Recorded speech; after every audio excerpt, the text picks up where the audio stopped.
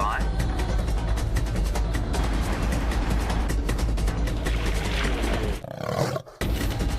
5, 4, 3, 2, 1. You are live, you are live.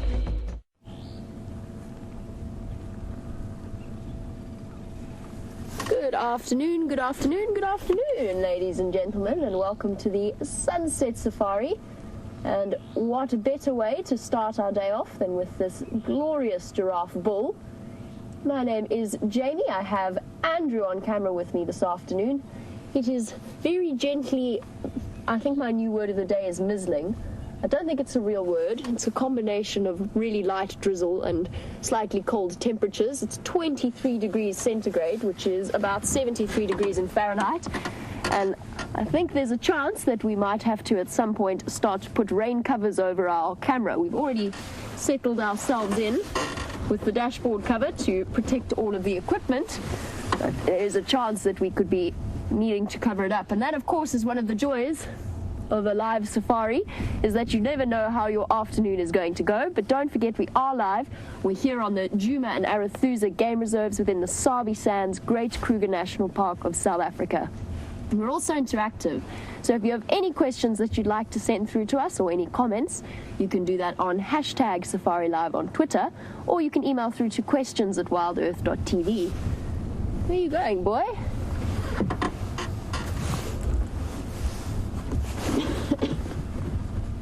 It is starting to, this is not mizzle, this is drizzle. It's definitely starting to drizzle on us. Look at how beautifully dark that boy is. Combination of genetics and the natural aging process that causes giraffes to slowly go dark. You can see the pronounced knobs on his head, around his skull, as well as those bald ossicones, and that is what tells us that it is a male at first glance. Munching away in dignified silence. Try. His head is tucked away behind the marula. Now, the rain has taken me somewhat by surprise, and we need to pop a rain cover over the camera. So while we do that, let's head across to Scotty, who would like to say hello.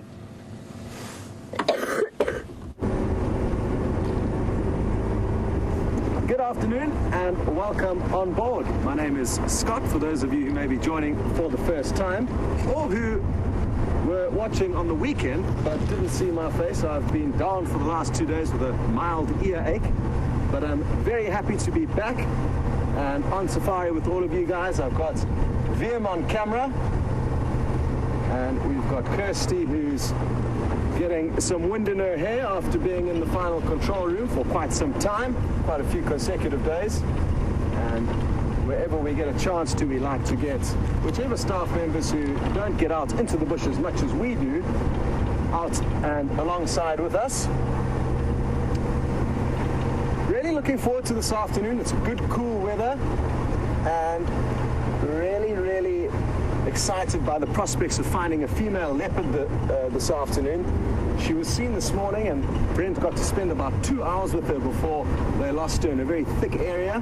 And luckily enough, I went out a little bit later on to see if I could have any luck finding her, and we did in fact bump into her. There were some tiny little birds called rattling cisticolas that were rattling away, and that spotted her and helped us to find her. So that was a great bonus. But then we too lost her in some very thick bush alongside a riverbed, and when I went to go and examine if I could find any of her tracks in that riverbed, I nearly came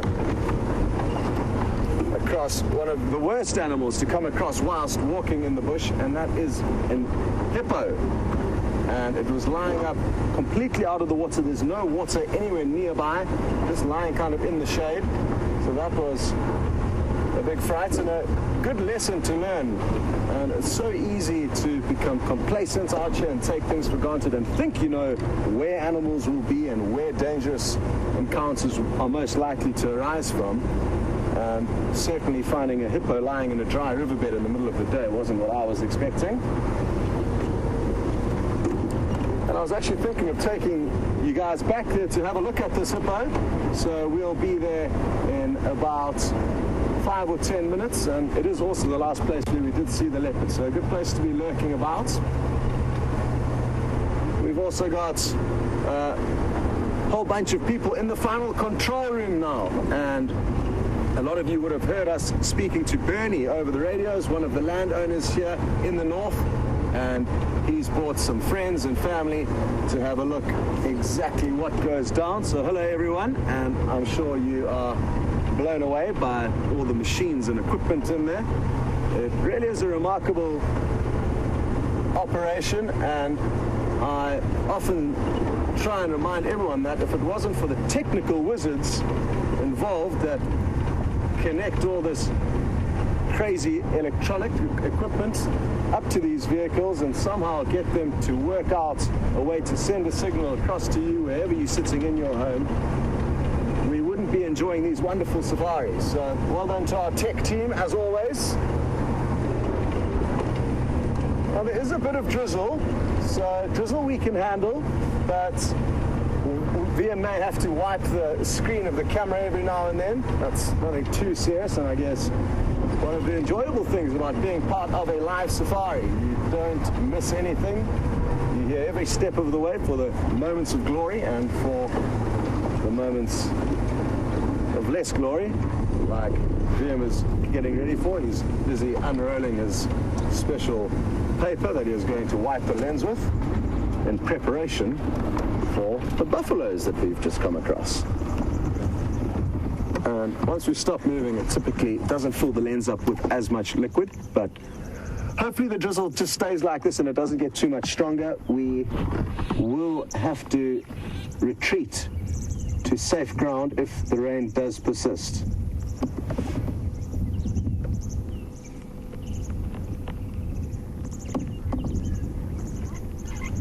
Awesome. Well, as you can see, not much is going to bother these guys by the looks of things for this afternoon. And when they are lying down, they are very often chewing the cud simultaneously. As you can see, a few oxpeckers jumping around their backs, looking for a meal.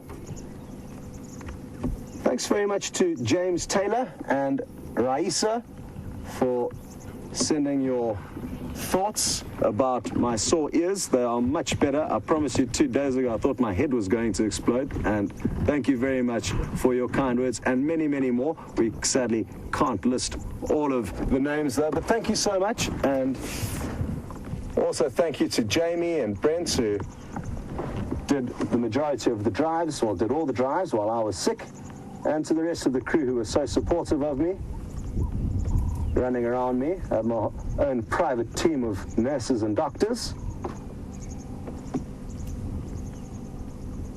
So 4 big bulls, 2 up, 2 down. The one on the left VM is busy doing some horn polishing over there.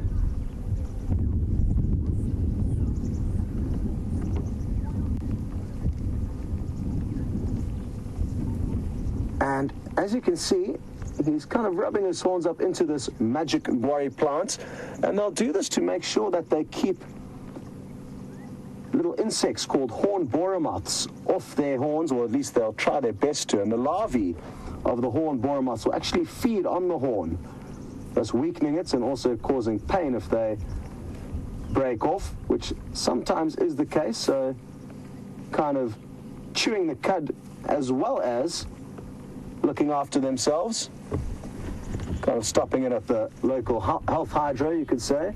Oh, he's scratching under his ears. And if he keeps his head still for a second, you'll actually see all the bright red bits of bark in the horn that he's rubbed off over time. And lots of the trees in this area have got kind of bright red tannins. So there's often a reddish tint in the dung or on the horns of animals that feed on them or rub themselves up against them.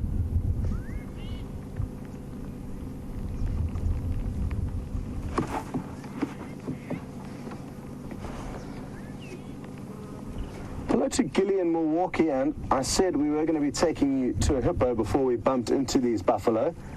And Gilly seems to think that Peter in the pan, where we've got a 24-hour-a-day live waterhole camera, doesn't seem to have moved and is concerned that he may be dead. Gilly, don't worry. I don't think he is dead. I'm highly confident that he isn't. But if he is, don't worry. We would pull him out of the water so that he did not cause it to stagnate and become undrinkable for the other animals. So we would in all likelihood do that. I wouldn't be the one that makes that decision, though. The landowner of Juma would.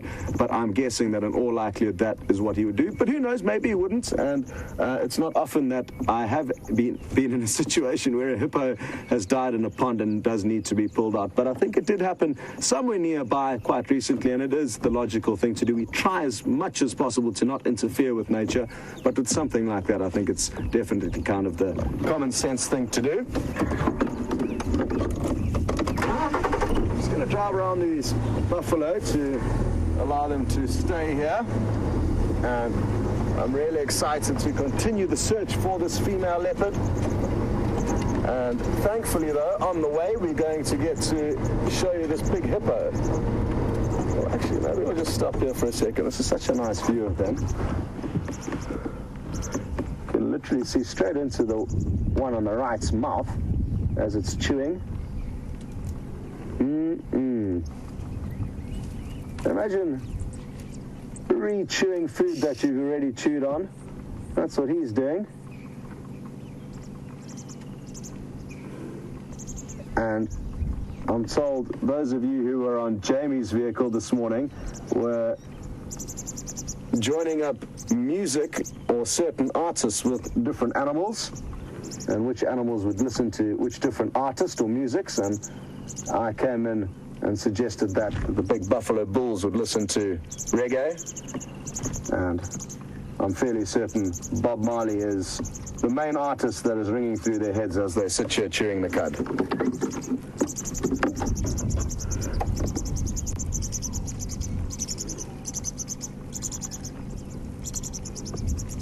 I love the way the oxpeckers, those little birds, manage to clamber around their bodies so effectively.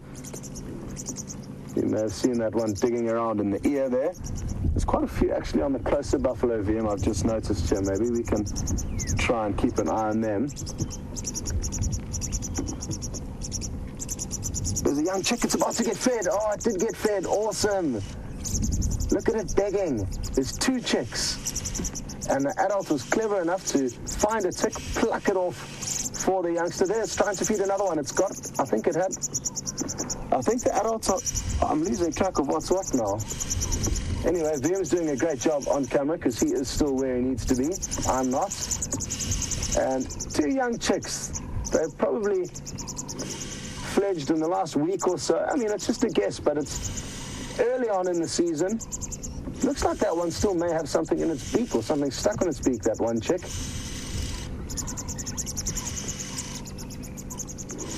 And huge competition between the two chicks, and that is often how nature can be harsh, and sometimes they'll get to a point where they actually outcompete one another to death, not necessarily with oxpeckers, but certainly with the birds of prey. A lot of the eagles and falcons will give birth to two young, but the one that hatches first will outcompete the other. That's not the case here, but maybe there was a third chick that just couldn't keep up with these two that we're seeing here now.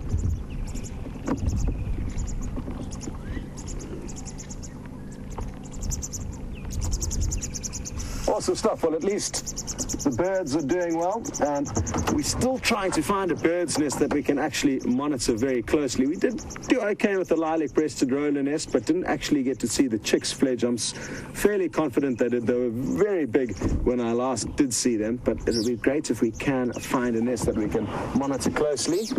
Oh, great, look here, yellow-billed oxpecker. I haven't seen one in ages. Oh, it just flew away, but we're going to get another view. Look at how much yellow's on its beak. It's also a little bit bigger than the red-billed oxpecker. This is awesome. And there seems to be a lot more around at this time of the year. It's quite bizarre because I know Jamie had a sighting the other day. I think there have been quite a few sightings called in. But I think this is only the second time in the whole year that I've been here that I've managed to show you the yellow-billed oxpecker. Awesome. The name can be a bit deceiving because, as you can see, there's a lot of red on that beak. Right at the end, but kind of 50-50, whereas the red billed is entirely red. What a bonus! And here VM's come to give you the exact difference. Well done, VM, thank you. You can see how there's absolutely no yellow on the beak, just a little bit around the eyes.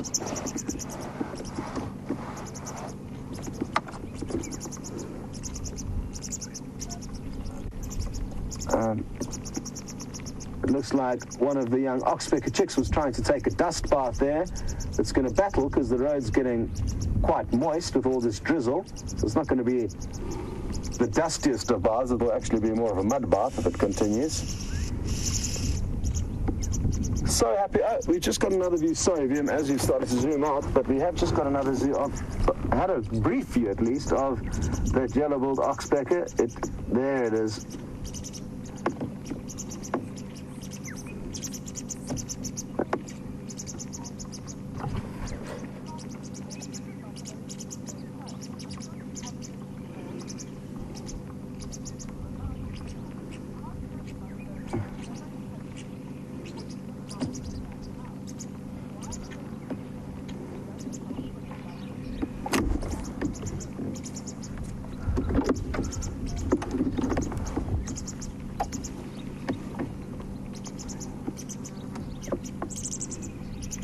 Sometimes it's just nice to stop and listen for a while and watch what's going on. And we've just got a question through from Ashley while we were sitting and waiting, and she's watching in Durban, and she'd like to know a little bit more about chewing the cud and why exactly do the buffalo do it and how does it all work. Well, Ashley, they've essentially got a 4-chambered stomach, and the first, second and third chambers will bring back food towards the mouth, so that way they'll make sure it goes from the first chamber back into the mouth to be rechewed before it goes into the second chamber. And essentially all it's doing is it's better breaking down the grass, therefore allowing the digestive tract to better absorb all the nutrients. So they're essentially regurgitating food back into their mouth that they have already fed on, and they've got a massive stomach that contains all of this grass, or 4 of them, but it equates to a very large amounts of rumen, which is chewed on plant matter that they ruminate with. And yes, it's basically just to make sure that they've got a very effective digestive system, more effective than elephants and hippo and rhino, who don't break down their food nearly as well. So this means they have to spend less time feeding and more time lying around like this, just making sure they process what they have fed on far better than the other animals. They're going to be loving this weather. The drizzle is building up quite a lot at the moment. It'll be hard for you to see, I think, but it is gaining in intensity.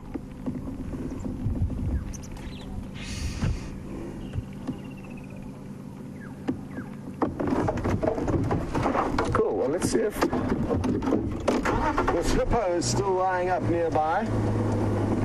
The leopard, I fear, may be quite far from where we saw her this morning, because it has been so cool.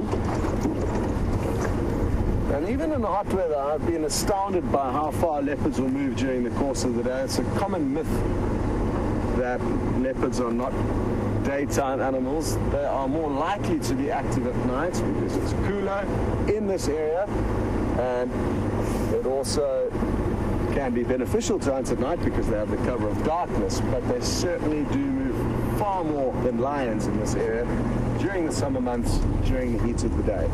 We're going to need to wipe our lens again. It's getting soaked up, so we're going to send you across to Jamie for a quick update, and hopefully the next time you see us, we'll have that hippo ready and waiting for you.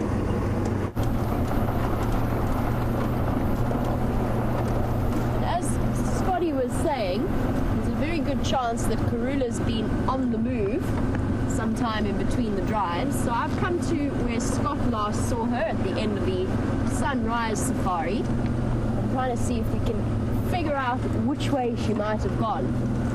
Now, being Karula, she is unpredictable anyway, but I think she was also, from what Brent described, she was also hunting. So her movements could be potentially very unpredictable.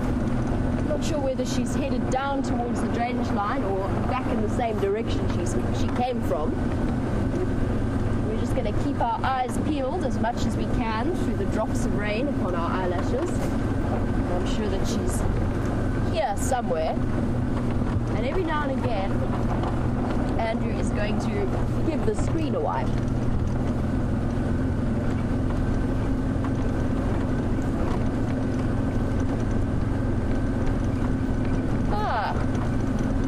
Now, fair enough, my introduction this afternoon, with our wonderful male giraffe was slightly curtailed due to our rush to put the rain cover on the car. But Cindy in North Carolina, you were wondering if I could explain that whole process again about how to tell the difference between male and female giraffes. So the easiest way is the most obvious way, and it is pretty obvious on giraffe. Their testicles are clearly visible, unlike, for example, say, hippo or elephant, where they're internal. Giraffes are fairly easy to see, but of course when you're looking through thick bush, the chances are you're going to be looking at a giraffe's head. So what you've got to do then is look at the horns on its head. And those horns are, their official name is an ossicone or an ossicle, depending on the book you read, but mainly an ossicone. Now, on male giraffes, the ossicones are very thick, very broad, almost cylindrical in shape, and the top of them is bald, so the hair has been rubbed off. And that comes from using them as a weapon against other male giraffes. So the way that they swing their necks around and hit each other with their heads, they use those as their main fighting tool. The females are much thinner and slightly more pointed towards the top, and they're covered in tufts of black hair. They don't have the same bald patches around the top. The other way to tell with mature giraffe bulls, if you look at their heads, apart from their ossicones, there's very prominent bones in the middle of their forehead, just above their eyes, as well as just behind the ossicones. You also get bony protrusions. And those serve the same purpose as the ossicones. So a way of adding an extra level to their male-dominating weaponry. And watching giraffe fight, when they do seriously fight, sometimes they do it for fun, and for practice, it's known as necking. But watching them have a really serious fight between each other is incredible to see. Doing a quick windscreen wipe. So with all of that momentum, if you think that that skull easily weighs 12 kilograms, easily, probably more, so that's about 24, 25 odd pounds, if not up to 30 pounds in weight. Then you put it on the end of a 3 meter long neck, very muscular, and add that to the momentum of its swinging. You can just imagine the incredible impact that those heads have when they really seriously challenge each other. And I'm sure many of you will have seen that incredible slow motion footage of a giraffe fight in Namibia, where you can see the ripples of the impact along the giraffe as they fight each other. Awesome to see. Hello, buffalo. Are you attempting to shelter from the rain? We are, of course, rejoicing in the fact that it is drizzling upon us. We're in desperate need of some rain. And this adds an extra layer of poor old Andrew's workload, because he's now got to act as screen wiper as well. Hello, boys.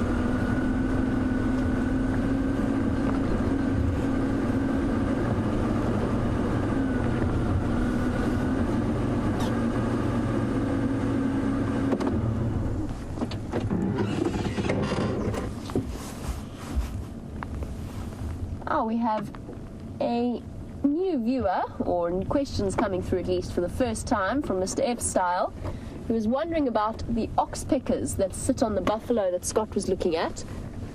The one's just flown across, oh shame, lying down, facing the rainy afternoon ahead. Hey boys. So there's an oxpecker sort of on the left of your screen, in the middle there. Mr. F. Style was wondering why it is that the animals permit those birds to live on them. And the reason behind that, of course, is that they do perform either a helpful or a harmful service. And they're actually very persistent. So for the most part, one of those birds in one day can eat 1,000 ticks. Now, speaking from experience, having a tick infestation is incredibly unpleasant. They itch terribly, and sometimes their bites do carry diseases.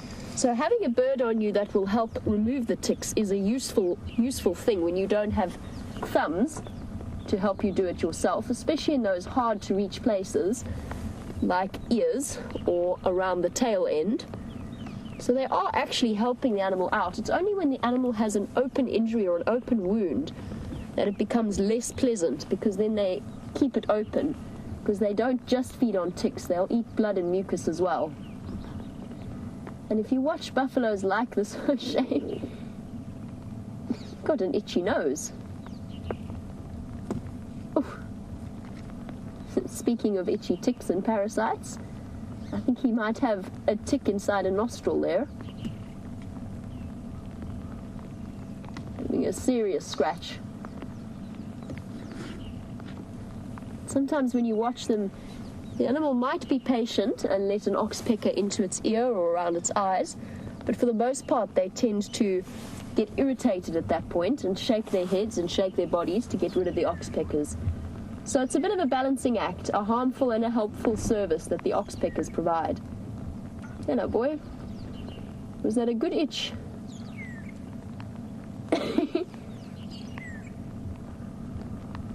Nope, still not done. Now around the eyes.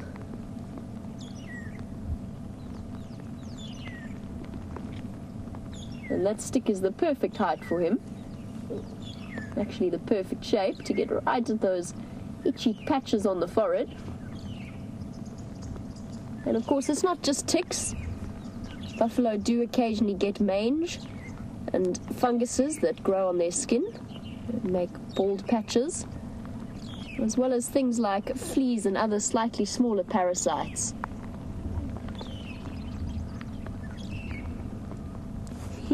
And whenever he finishes scratching, then he gives his nose a good lick and has a good yawn. Still not done.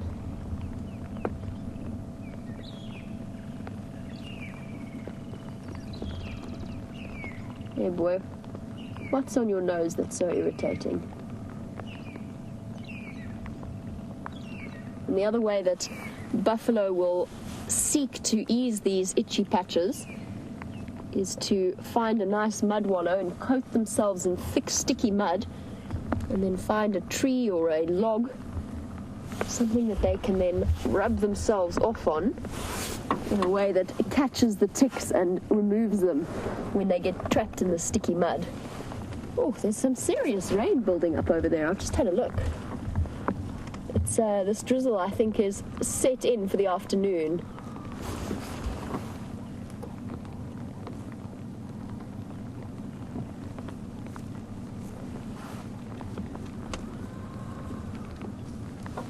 It's definitely on its way to us, and I think it might be time for Andrew and myself to start heading towards home. We're quite far out already, so I'm going to leave these buffalo and start heading back. We do carry a tremendous amount of, oh shame, they're all scratching their faces and their eyes. Now we do carry an incredible amount of expensive equipment, and it's all electronic, so obviously we don't want to risk damaging anything in the rain. But this is really happy news, especially for animals just like these buffalo. We've been in the grips of the most terrible drought, and the meteorologists are predicting that it's only going to get worse. So any rain that we can get is hugely welcome, even if it comes at a slight inconvenience to us. We're really thrilled to finally, it's been threatening for days. So to actually have this rain here is a hugely welcome relief. Even if it means that Andrew and myself are slightly damp and a bit soggy. Okay, buffalo, enjoy. your afternoon of drizzle. I'm going to start heading back towards covered parking.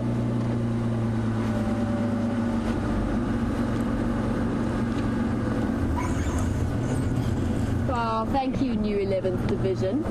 I'm glad you agree with us that we'd rather have some rain and have to cut the safari short. Oh, I found a hole. Andrew looking back in a slightly concerned manner. Just a little hole, just a little bump that just came as a rather unexpected surprise. But yes, we would much rather have the rain. It has been so dry. Many of our regular viewers know what Buffelshoek Dam is looking like. When I started working here, we had a sighting where a full-grown elephant was submerged in that dam. It is now almost completely empty. There's a couple of stagnant, muddy, I wouldn't even call them puddles, just stagnant mud. All of the fish have died. So the fact that we are getting a little bit of relief from this is hugely welcome.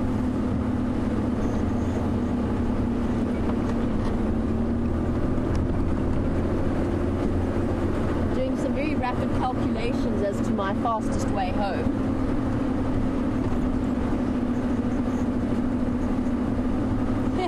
Maybe it wasn't my brightest idea to come as far away from camp as possible.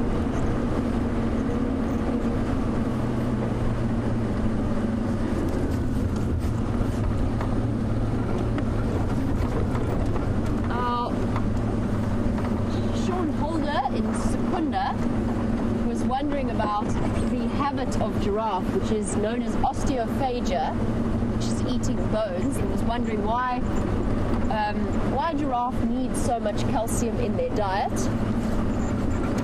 Well, the answer to that is actually it's not just giraffe, it's all animals, and particularly at this time of year, when the nutrients are not coming through as strongly as they should in the plant material that they're eating. So all of the animals are supplementing. Now, we can go into the sort of the in-depth biology of it, but essentially in all mammalian bodies, the way that your nerve cells transmit messages from, say, sensory to motor or whatever, at the synapses or at the connections, one of the chemicals that carries that nerve impulse uses calcium as part of that whole process. So calcium's always a necessary part in anybody's diet. And then, of course, for maintenance of things like bones and teeth. Right, well, we're going to race back towards DRC as rapidly as humanly possible. And in the meantime, Scott is set up under the roof, so head across to him. I'll be back with you very shortly.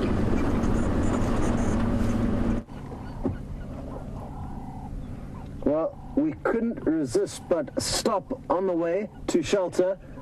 The 3 young wildebeest calves within this herd have been running around chasing one another very playfully.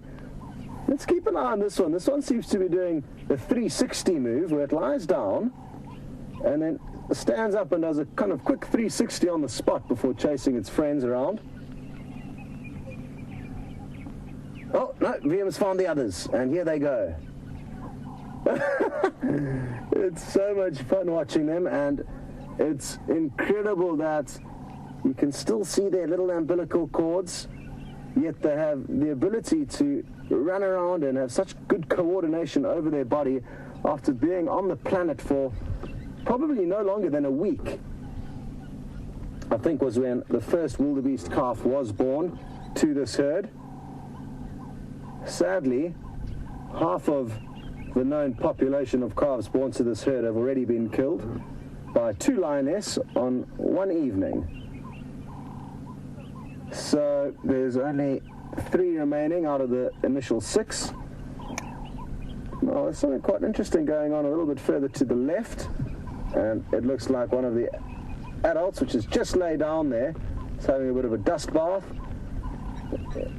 And it's probably them rejoicing the rains, and any moisture they get now will put them in a good mood. They'll know that this is going to create fresher, greener grass for them to feed on.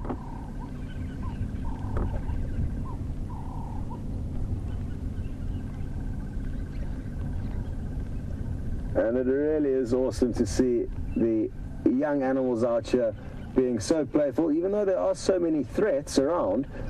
by them playing like this, they're actually teaching themselves some incredible skills.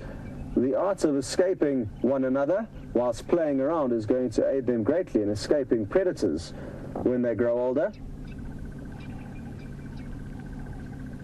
But if you think of how long it takes us as humans to learn how to walk, let alone run, I think we need to commend these young wildebeest for their aptitude and speed of learning. I'm hoping they're going to do one more frolicking run for us. There's 2 Egyptian geese in the foreground looking for a snack. What's interesting is that the individual that was following this young calf would have been born this time last year. Its horn sticks straight up out the side of its head, and from here they'll start kind of pushing out sideways from the ears, if that makes any sense. So not vertically, but growing out horizontally. And it was following that calf quite closely. Another 2 birds that you'll see there are hardy-dar ibises, and they've got those long beaks that they probe into the earth looking for worms and crickets. They'll also be enjoying the moisture and the softer soil.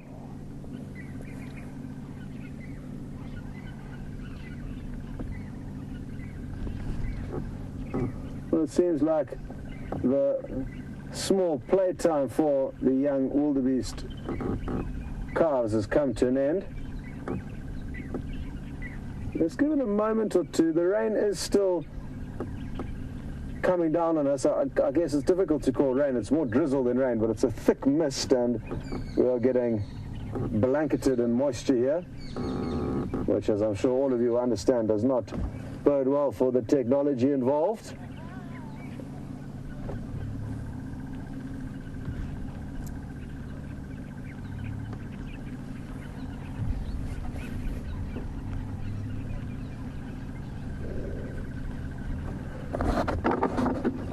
Yeah, it looks like VM might have to get his special windscreen wipers out again.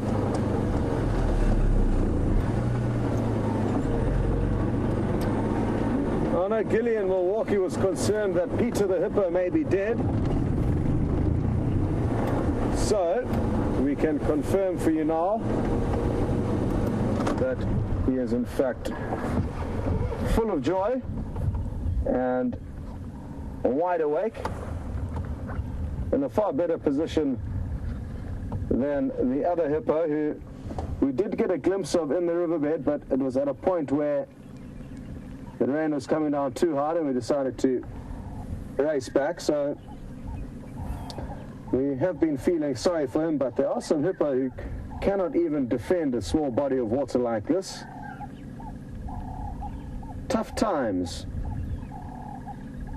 Very, very tough times. And as VM zooms out, I'm going to ask him just to pan slightly to the right to show you what is usually the Vuyatela waterhole, and it's just that expanse of black mud up ahead here. This used to be filled with water when I arrived here this time last year, and there were many hippos.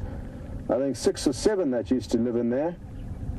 But now, bone dry. So despite the green you can see, despite the moisture you can see building on the lens, it is a very harsh time of year here in the Sabi Sands. Not harsh time of year, it's a kind of harsh cycle we're going through, and it's a drought cycle. So it's been several years, probably more than 5 or 6, since this area did experience a drought or drought-like conditions, and this is the next one that's been kind of forecast. Obviously many different theories as to when we will be getting our next decent rain. Some people say March next year, which will be very late. I mean, our summer would have come and gone, and a blisteringly hot summer without any moisture is going to leave this area barren.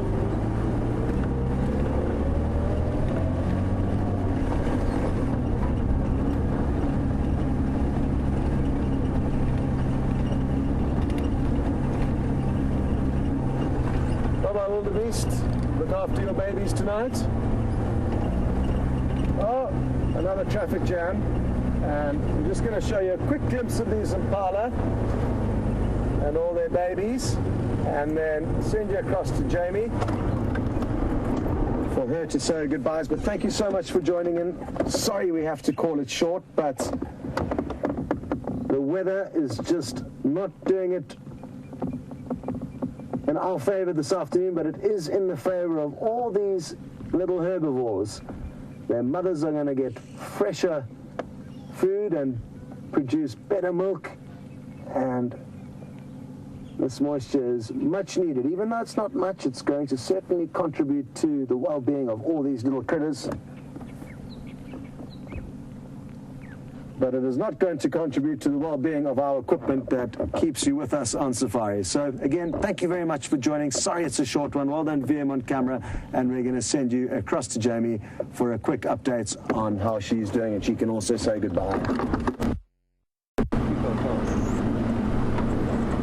I think it emphasizes the point. Not cleaning, I mean...